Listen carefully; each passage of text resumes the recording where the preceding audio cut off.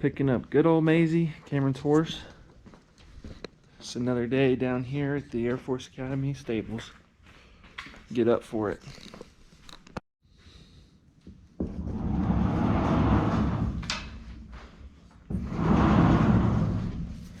Hi Maize, you ready to ride?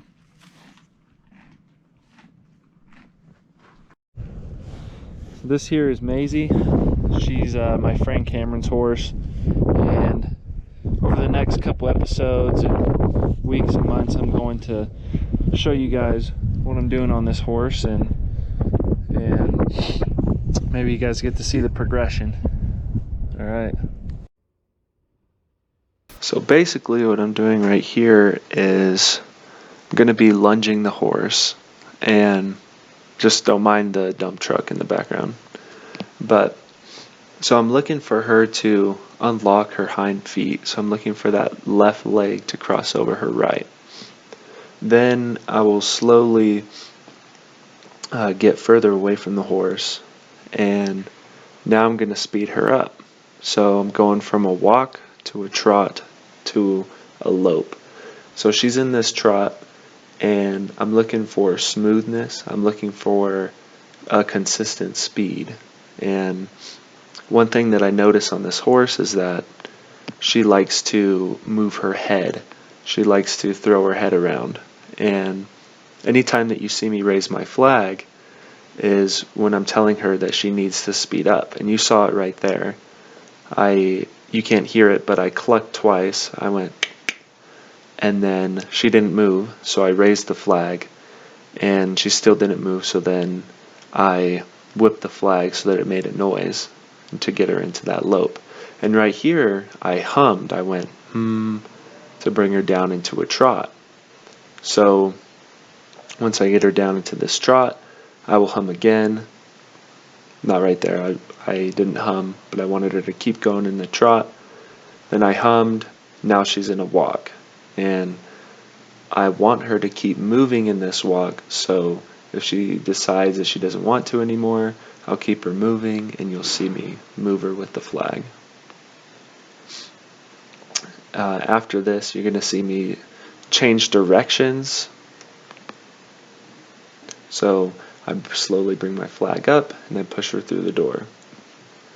Now let her do a circle or two, and that's the military bells in the background, or the trumpet. So I'll let her take a few circles around in a walk, then I'll cluck, and I'll bring her up into a trot. If she doesn't go into a trot, she did perfectly right there. I didn't raise my flag. I asked her to trot, and she did, so I don't need to escalate the force. After a few circles, I'll ask her to get into a lope. You see she's a little bit fighting on her head, and there we are with the lope. I raise my flag to get her up into it, and she's looking pretty good. And you saw she moved down to a trot right there, so I'll point, bring up my flag to put her back into that lope. I don't want her moving down gates or moving down speed without me telling her. Otherwise she gets it into her head that she's the boss. So I bring her back down to a trot. I'll let her do a circle. I'll keep her moving. See me pointing. Bring my flag up. Keep her moving. And eventually we'll get back down into a walk.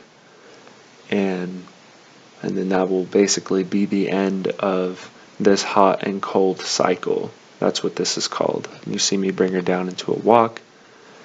And the reason why I don't have to do anything that you can see is because I'm using voice cues. I'm humming for her to stop, or for her to walk. And then I bring her into a stop to look at me, and that's the end of the lunging.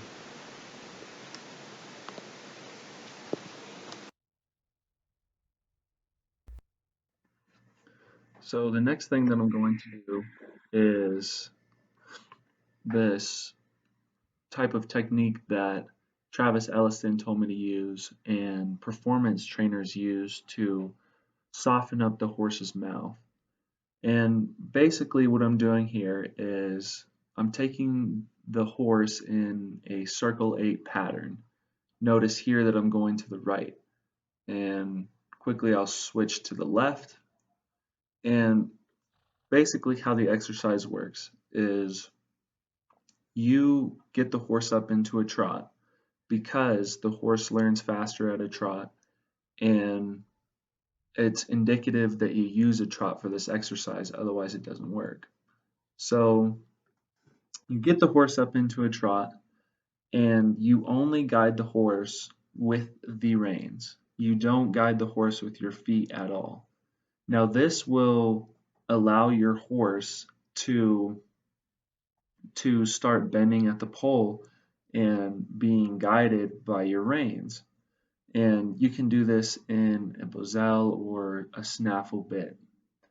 Now, like I said, you don't want to use your feet at all to guide the horse because that's not what this is meant to do.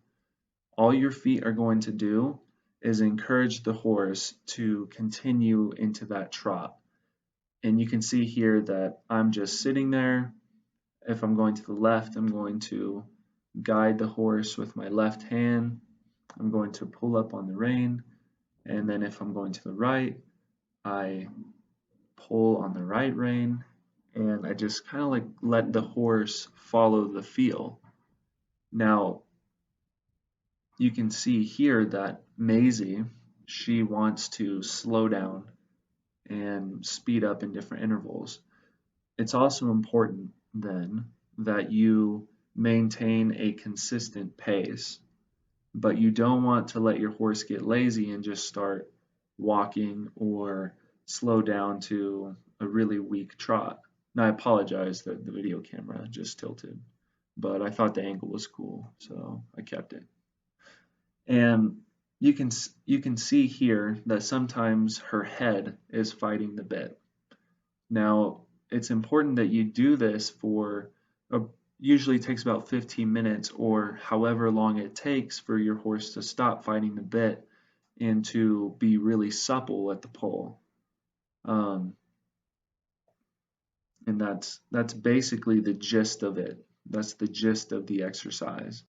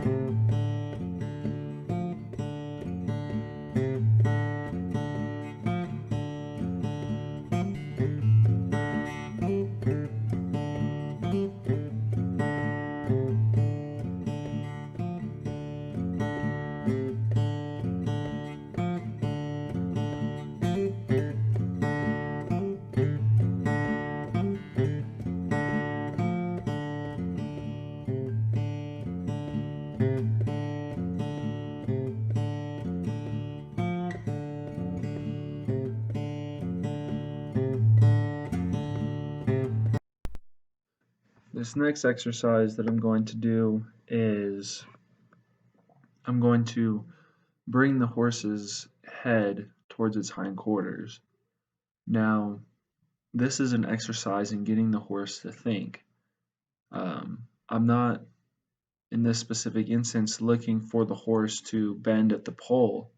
I'm looking for the horse to untrack its hindquarters. So I'm going to hold the horse's head in this position until the hindquarters untrack, like that. Then I'll release and I'll do the other side.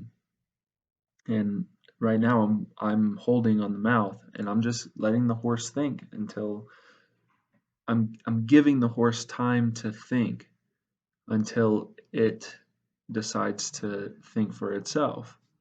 Now, it's really important that you don't give any leg cues here and you actually allow the horse to figure out what is going on.